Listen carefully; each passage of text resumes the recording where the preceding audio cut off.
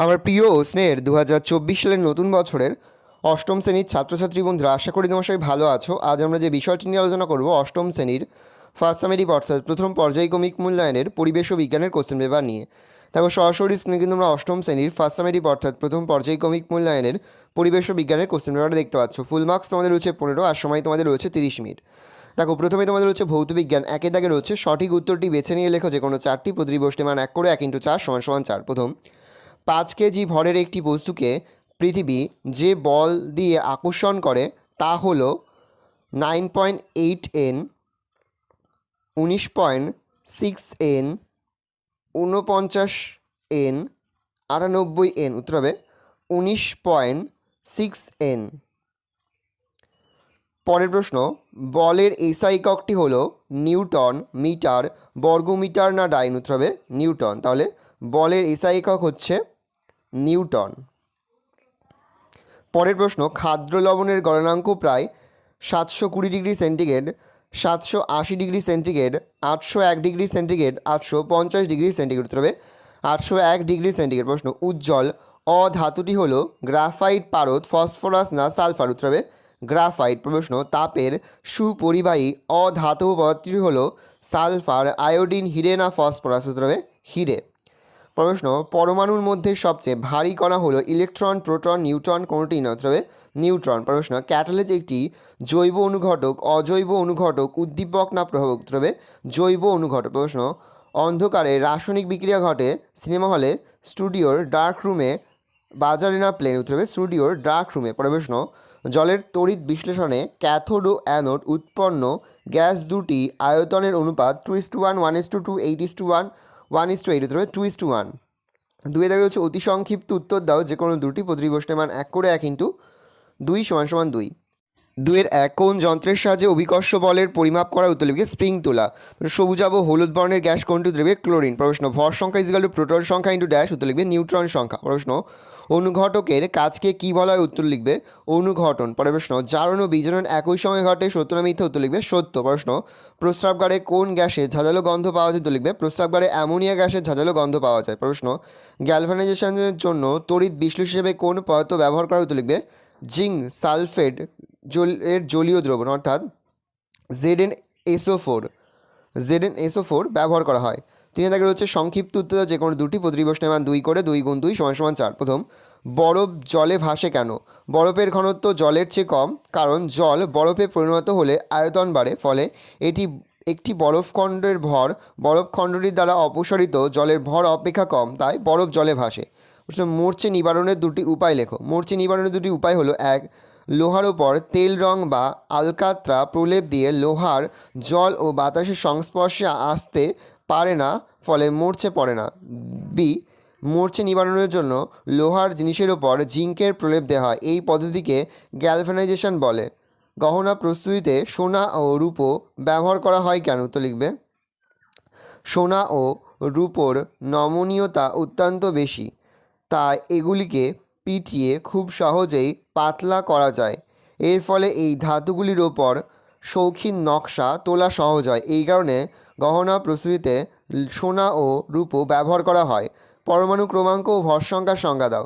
কোনো পরমাণুর নিউক্লিয়াসে উপস্থিত প্রোটন সংখ্যাকে ওই মৌলের পরমাণু ক্রমাঙ্ক বলে, এবং কোনো পরমাণুর নিউক্লিয়াসে উপস্থিত প্রোটন ও নিউট্রন সংখ্যার সমষ্টিকে ওই পরমাণুটির ভর সংখ্যা বলা হয়। অনুঘটক কাদের বলে? উদাহরণ দাও। যে সকল পদার্থ কোনো রাসায়নিক বিক্রিয়ায় উপস্থিত থেকে বিক্রিয়ার বেগ বাড়ায় কিন্তু বিক্রিয়া শেষে নিজে অপরিবর্তিত থাকে তাদের অনুঘটক বলে। যেমন KClO3 থেকে অক্সিজেন প্রস্তুতির বিয়োজন বিক্রিয়ায় MnO2 অনুঘটক হিসাবে কাজ করে। পরে হচ্ছে তড়িৎ লেপন কাকে বলে? তড়িৎ লেপনের উদ্দেশ্যগুলি লেখো। তড়িৎ বিশ্লেষণের সাহায্যে রাসায়নিকভাবে অধিক সক্রিয় ধাতুর ওপর কম সক্রিয় ধাতুর প্রলেপ দেওয়ার প্রক্রিয়াকে তড়িৎ লেপন বলা হয়। তড়িৎ লেপনের উদ্দেশ্যগুলি হলো ধাতুগুলিকে জল ও বায়ুর বিক্রিয়াজনিত ক্ষয়ের হাত থেকে রক্ষা করা, ধাতুর সৌন্দর্য বৃদ্ধি করা। পরে তোমাদের রয়েছে জীবন বিজ্ঞান। একে দাগে রয়েছে সঠিক উত্তরটি বেছে নিয়ে লেখো যে কোনো দুটি প্রতিটি প্রশ্নের মান 1 করে 1 × 2 = 2।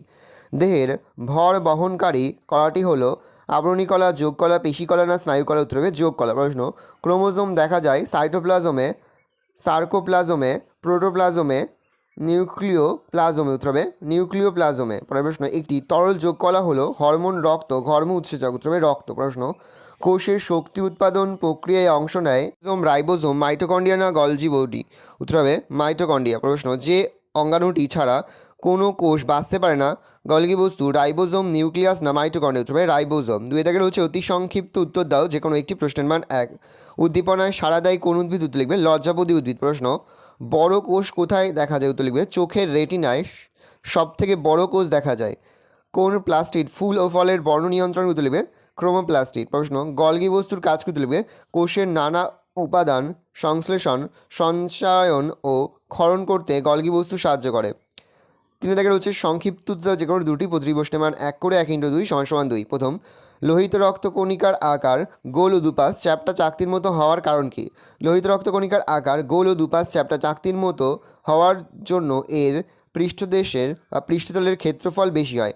এর ফলে এরা বেশি পরিমাণ অক্সিজেন পরিবহন করতে পারে। এছাড়া দ্বি অবতল আকার হেতু লোহিত রক্তকণিকা বিভিন্ন ব্যাসের রক্তবাহের মধ্যে দিয়ে সহজেই যেতে পারে। ডিএনএ আর আরএনএর পুরো কথা কি? ডিএনএর পুরো কথা ডিঅক্সি রাইবোনিউক্লিক অ্যাসিড, আর আরএনএ রাইবোনিউক্লিক অ্যাসিড। পরে হচ্ছে প্রাইমোডিয়াল ইউটিকল কি? উদ্ভিদ কোষে গহ্বরে আকার ক্রমশ যখন বাড়তে থাকে তখন নিউক্লিয়াস সহ সাইটোপ্লাজম কোষের পরিধির দিকে সরে যায়। গহ্বরের চারিদিকে সাইটোপ্লাজমের এরূপ আস্তরণকে প্রাইমোডিয়াল ইউট্রিকল বলে। হচ্ছে মাইটোকন্ড্রিয়াকে কোষের শক্তিঘর বলে কেন? মাইটোকন্ড্রিয়ায় উপস্থিত শ্বসন উৎসেচকের সাহায্যে কোষস্থ খাদ্য জারিত হয়। এই জারণ প্রক্রিয়ার সময় শক্তি নির্ভর এটিপি উৎপন্ন হয় বলে মাইটোকন্ড্রিয়াকে কোষের শক্তিঘর বলে। লাইসোজোমকে কোষের আত্মঘাতী থলি বলে কেন? লাইসোজোম পর্দাবৃত পাঁচজন উৎসেচক সমন্বিত ক্ষুদ্র অঙ্গাণু।